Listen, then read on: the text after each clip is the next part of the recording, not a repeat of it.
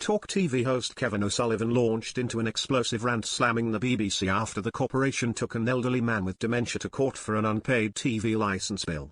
The 69-year-old man was convicted of the unpaid fee in the latest case of harsh justice from the single justice procedure. He wrote to the court to explain that he lives alone and had messed up with the bills and quickly fell into debt as his health declined. His daughter, a single mother, later stepped in as his power of attorney over his finances, but missed the TV license bill. Despite the heartbreaking letter, a magistrate accepted the pensioner's guilty plea and ordered him to pay £50 in costs and a £26 victim surcharge. On Saturday, December 6, the presenter branded the corporation disgraceful as he shared the news on his morning show. He fumed, "The biggest broadcasting organization in the entire planet, a behemoth, and a little guy with dementia.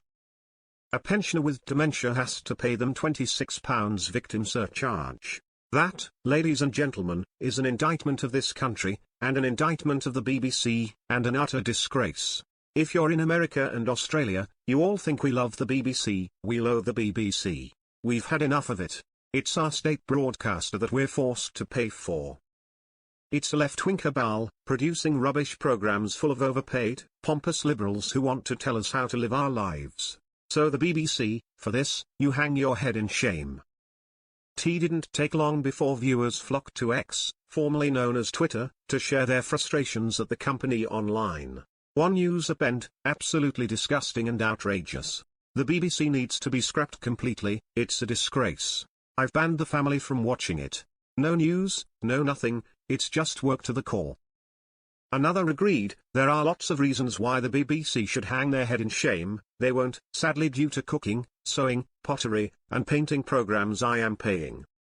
A third chimed in with, "The BBC are a disgrace.